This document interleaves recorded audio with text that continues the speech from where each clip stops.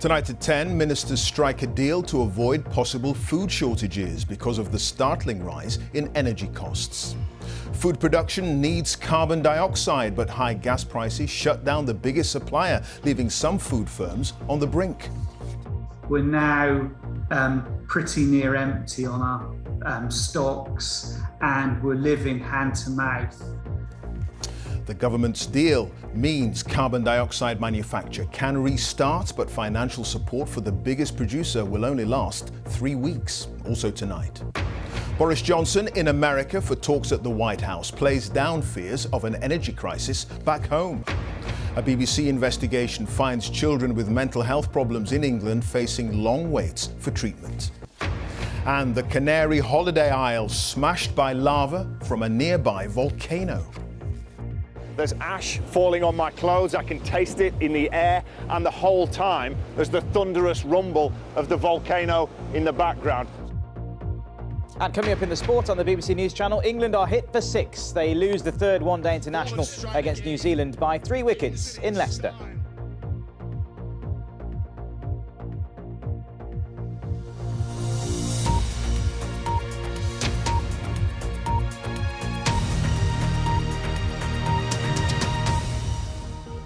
Good evening. After emergency talks, the government has struck a deal with the US company that supplies most of the carbon dioxide used in food production in the UK. CO2 is a byproduct of the manufacture of fertiliser, but the recent sharp rise in gas prices forced one of the country's biggest suppliers, CF Industries, to stop production. Carbon dioxide is used in the drinks industry, as well as to prolong the shelf life of food. Ministers are giving limited financial support for 3 weeks to CF Industries to restart production. One food industry group had warned that without government intervention, gaps would appear on supermarket shelves within days. Our business editor Simon Jack has the very latest. When you think of cheese, you probably don't consider carbon dioxide a vital ingredient. It's not in the cheese itself, but like many other food products, CO2 is used in the packaging process to extend shelf life. The boss of this cheese producer has been told by his supplier his CO2 deliveries are in jeopardy at a crucial time of year. We're now pretty near empty on our stocks, and we're living hand to mouth, on a day-to-day basis. So at a time of year when we should be packing more and more products for export ready for Christmas, we're having to tap back the production based on some sort of forecast for CO2. CF Industries, a US-owned company with plants in Cheshire and Teesside, produces 60% of the UK's CO2 as a byproduct of manufacturing fertiliser.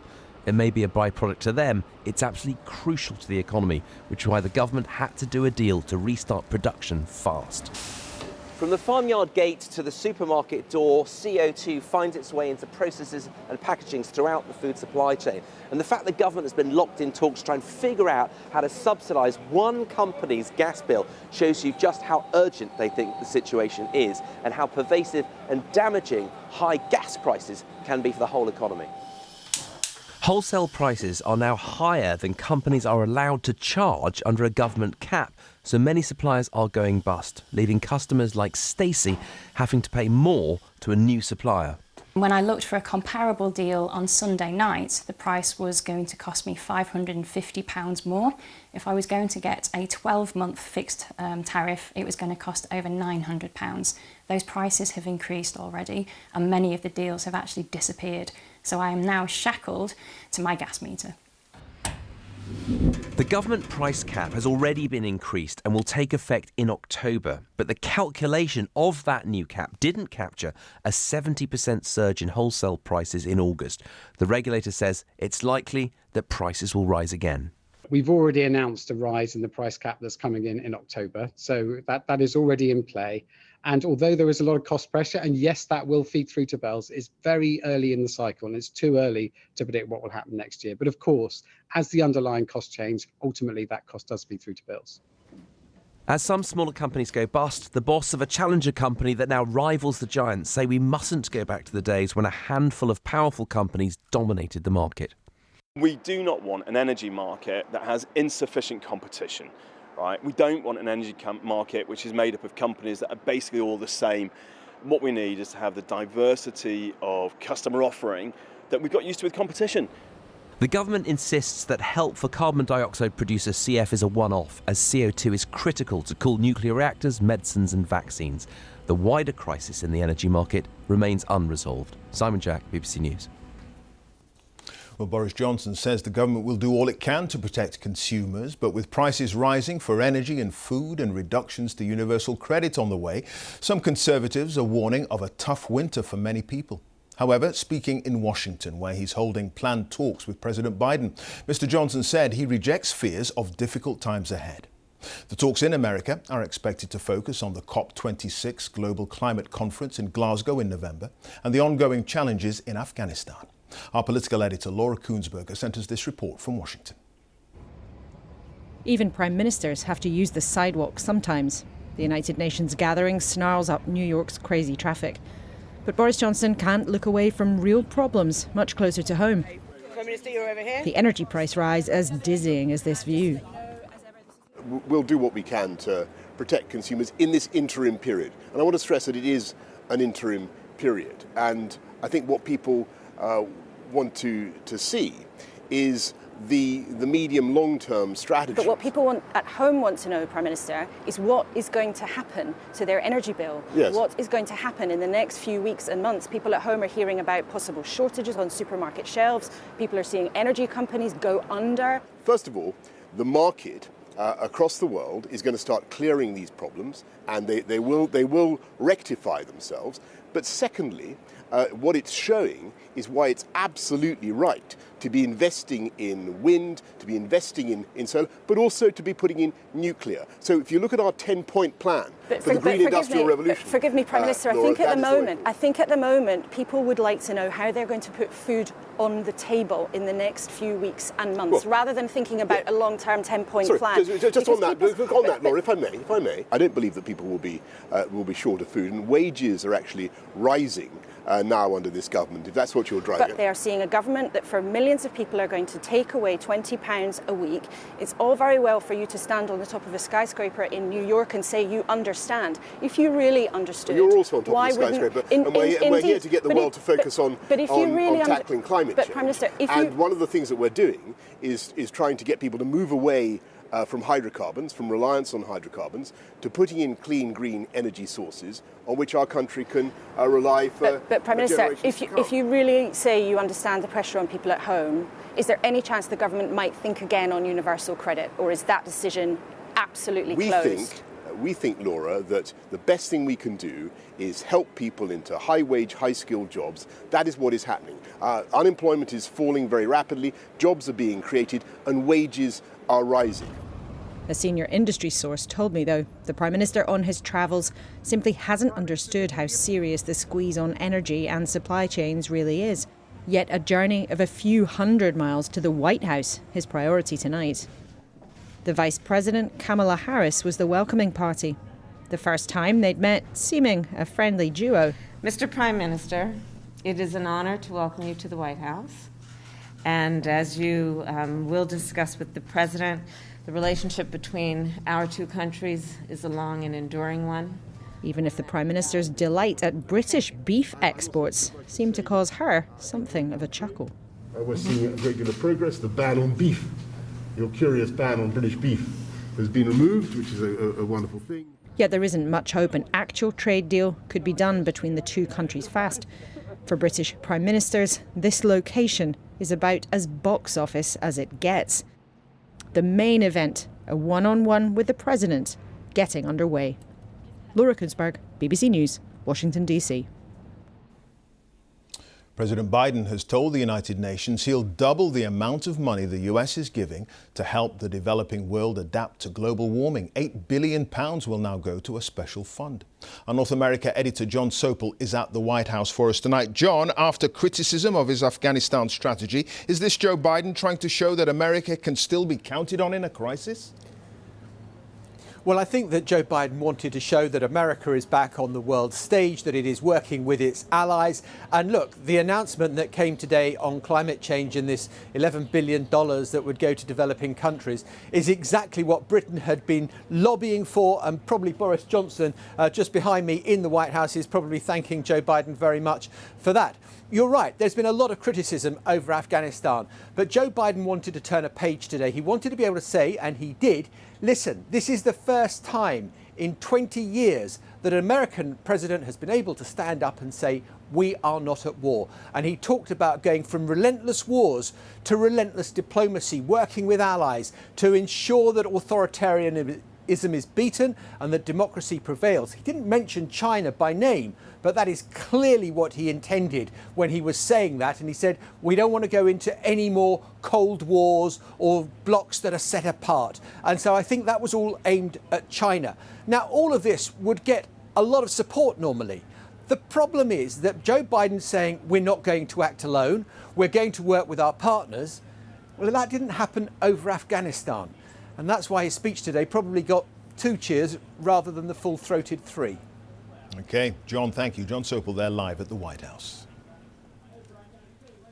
A third Russian man is facing charges over his alleged involvement in the Salisbury poisonings 3 years ago, which left 1 woman dead and 3 others critically ill. Security sources believe Denis Sergeyev led the team on the ground in Salisbury when Novichok poison was used against Sergei Skripal, a former Russian spy, and his daughter Yulia. Our security correspondent Gordon Carrera has more. The third man, Denis Sergeyev, today charged with the Salisbury poisonings. It was March 2018 when deadly nerve agent was deployed on the streets of the city. The target, Sergei Skripal. He and his daughter fell ill after Novichok was smeared on his door handle. 4 months later, Dawn Sturgis died after she came into contact with a discarded perfume bottle used to carry it. Today, the Prime Minister called on Russia to act. They should recognise that our sense that justice must be done is not abated. And Dawn Sturgis, an innocent member of the British public, died in that event, and we want to see those suspects handed over. Police today released a new image of Sergeyev arriving at Heathrow on the Friday before the poisoning. The other 2 members of the team flew into Gatwick hours later. They were spotted heading to Salisbury and around the town.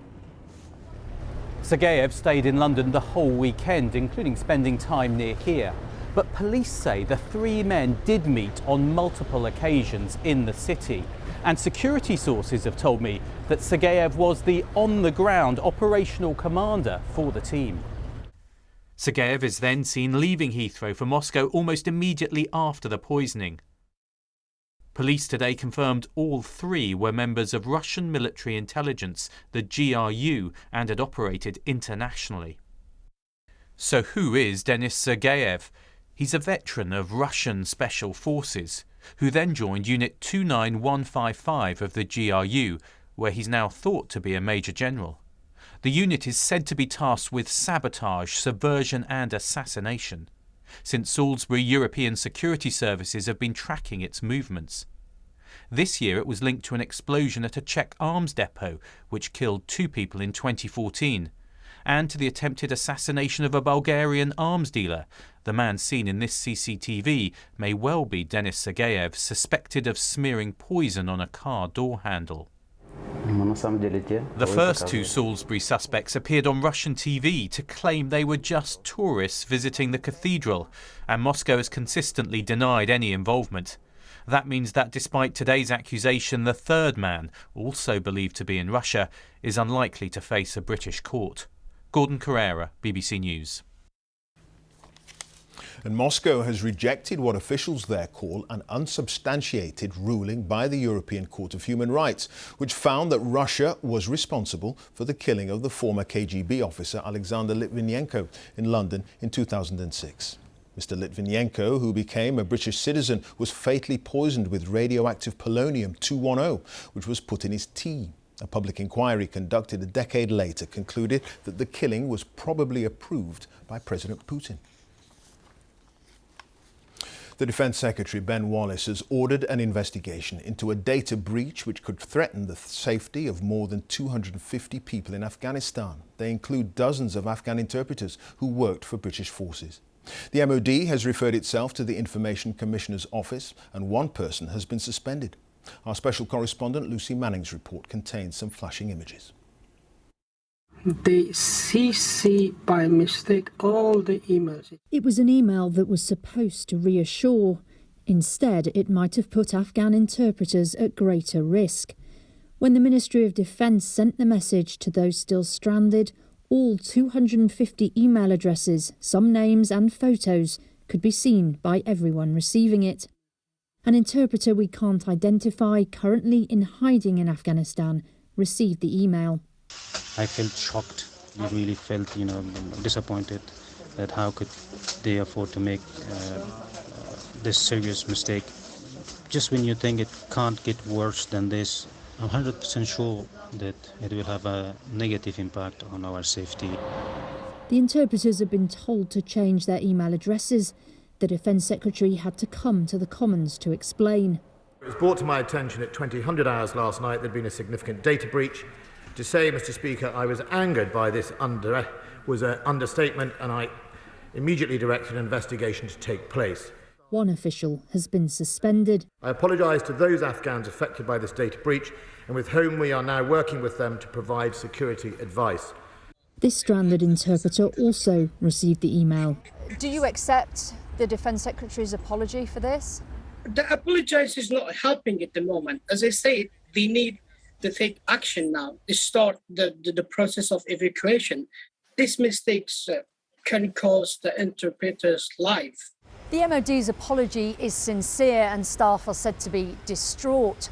But while the military evacuation was praised, the reality is hundreds of interpreters and others have been left behind in increasing fear and desperation with no clear path to get them out. The government admits it's lost contact with 8 interpreters it couldn't evacuate. And it's not just the data breach, but the perceived breach of trust that's left lives at risk. When I see their carelessness and their neglect, I don't think we're going to be, in the UK in the near future. Britain promises to get them out however long it takes, but every day is dangerous on the run from the Taliban. Lucy Manning, BBC News. Here, the government's latest coronavirus figures show there were 31,564 new infections recorded in the latest 24-hour period across the UK. That means in the past week there was an average of 31,083 new cases per day. More than 7,700 people are in hospital with COVID, according to the most recent data.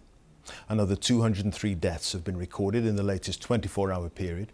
That's of people who died within 28 days of a positive COVID test. The average number of deaths per day in the last week is now 144. On vaccinations, 89.4% of people aged 16 or over have had their first jab, while 81.9% are now double vaccinated. Children with mental health problems are facing long waits for treatment in England, with parents saying they're desperate for help. A BBC investigation has found that a fifth of patients had to wait longer than 12 weeks.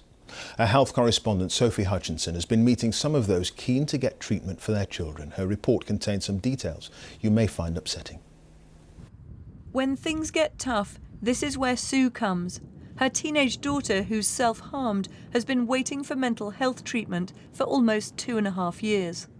When she does receive that help, we don't know now how she's going to engage with that because of the wait. And as I say, I do wonder if, as a result of those delays, she might end up needing medication because the anxiety is now so high. It's estimated in England 1.5 million under 18-year-olds have a probable mental health disorder. But in the year to 2021, the Child and Adolescent Mental Health Service, CAMS, saw just under a third of them. Your teachers here really care about you. Some teachers are so concerned, they're telling parents not to bother with CAMS. When I have parents that are in a really desperate situation, I'm often reluctant to refer them on to these services because I know the length of time that they'll wait And sometimes there just isn't that opportunity to wait. You need that support right there, right then. The government says due to the pandemic, it's treating more under 18s than ever and extending help to an additional 345,000 children and young people. We have a young girl who is set upon dying. Sandra, not her real name, has to lock away the knives and medicines at home. Her 16-year-old daughter has waited 3 years for treatment despite attempting suicide 17 times. The consequence of having to wait this long is that it's done an awful lot of psychiatric damage to her, really. How painful is that to you? It's devastating. She is so talented. She's amazing at art and music. She's really creative. But when you are constantly trying to just keep your daughter alive another day to hope that someone will give her some therapy, sorry. Sandra and Sue's daughters have finally been offered some treatment, but it's thought many hundreds of thousands of other children are still without the help they need. Sophie Hutchinson, BBC News. And if you've been affected by any of the issues in that report, for help and advice, just go to our website, bbc.co.uk/actionline, or you can call for free at any time a helpline on 0800 066 066. The parents of a teenager who died after being struck by a car in Northamptonshire in 2019 say they've reached a civil settlement for damages against the woman alleged to have killed their son. Harry Dunn, who was 19, died when his motorbike was hit by a car driven by the wife of an American diplomat near RAF Croughton. Hansi Koulas then left the UK claiming diplomatic immunity. Pakistan's Prime Minister Imran Khan says preventing women from accessing education in neighbouring Afghanistan would be un-Islamic. He's calling for the Taliban to respect human rights. In an interview with our World Affairs editor John Simpson, he laid out the conditions that would need to be met for Pakistan to formally recognise any new Taliban government. In Peshawar, on Pakistan's northwest frontier, Afghanistan feels very close. The streets are thronged with Afghan refugees. In the 1990s, the Taliban had their origins in the Afghan refugee camps here, and Pakistan has always been accused of setting up the Taliban and helping them take power in Afghanistan, something Pakistan denies. But when the Taliban were thrown out in 2001, Pakistan's influence in Afghanistan fizzled out for 20 years. In our interview, Imran Khan clearly didn't want to seem to be too close to the Taliban, but he was careful not to be too critical of them either, over the question of the rights of Afghan women, for instance. The women are very strong. I feel give them time and they will assert their rights. How much time? Years? A year, 2 years, 3 years. At the 3 moment, years. But at the moment, John, it's just too early to say anything, because it's just barely been a month after 20 years of civil war. They have come back into power. The Taliban, the word just means Islamic students, originally owed their existence as a movement to religious schools in Pakistan like this one, the Zubaria in Peshawar, where they were recruited and radicalized. The main teacher, Sheikh Rahimullah, even helped the Taliban to distribute the weapons they captured from American soldiers. The previous Taliban government didn't understand the system, he says. This time they do understand politics and international relations. They aren't as harsh now as they were before. The new Taliban leaders in Afghanistan are certainly trying to give the outside world the impression that they've changed. Imran Khan hopes they have. It's very encouraging. They have said they will have an inclusive government. They have said women can work, can have education. They will give amnesty to everyone. The soil won't be used for terrorism by anyone. These are encouraging statements. So you're approving the way the Taliban are operating? No, I'm approving of what they have said. No one can tell where Afghanistan goes from here. But what we hope and pray that finally after 40 years, the people of Afghanistan will have peace and stability. But the Taliban didn't bring peace and stability before, and there's no evidence they can do it this time. In that case, it wouldn't just be Afghanistan that suffered, it'd be Pakistan as well. John Simpson, BBC News, Islamabad. Another village on the Canary Island of La Palma has been evacuated because of the ongoing eruption of a nearby volcano. Residents were ordered to leave El Paso after lava flows from the Cumbre Vieja volcano. More than 6,000 people have fled and hundreds of homes have already been destroyed since Sunday. Well, our correspondent Dan Johnson is on La Palma for us tonight. Dan. Yes, Clive, we've had this amazing natural fireworks show for 3 days and 3 nights now. It is absolutely mesmerising. It's hard to take your eyes off it, but of course it is destructive because you can see the lava flowing downhill there. That has scarred the landscape and it's torched everything in its path. And there have been more earth tremors and further lava flows, which suggest this spectacular show won't be over anytime soon. And today we were in the village of Todorco, which is right down at the head of the lava and just before that village got smothered. On La Palma's volcanic hillsides, it's time to move. More families and more communities are packing up and getting out. I don't even know where to take my things, this woman says. The village is being cleared in a last dash for people to grab whatever they can. The flames and the lava are really close. That's why there's such a risk to these properties and why people are making every effort to get out. Being here for just a couple of minutes, you get a sense of the risk because there's ash falling on my clothes. I can taste it in the air, and the whole time there's the thunderous rumble of the volcano in the background. So that is why people are loading up and going. But leaving is painful, and there's a sense of panic here at times. Basilio's desperately helping his dad, Antonio, who's lived here for over 40 years. He can't believe it's ending like this. I am angry with the authorities. We could have done this without so much stress, without running. I don't know where I'm going to live. And now what? This is what? More homes destroyed, more communities that will have to be abandoned. And here's the molten lava that's on the move, a slow-motion menace, inching relentlessly downhill. This is a live geology lesson in nature's unstoppable forces. And it's not just property. Everything here is being shaken. Dan Johnson, BBC News, La Palma. That's it. Now on BBC One, time for the news where you are. Have a very good night.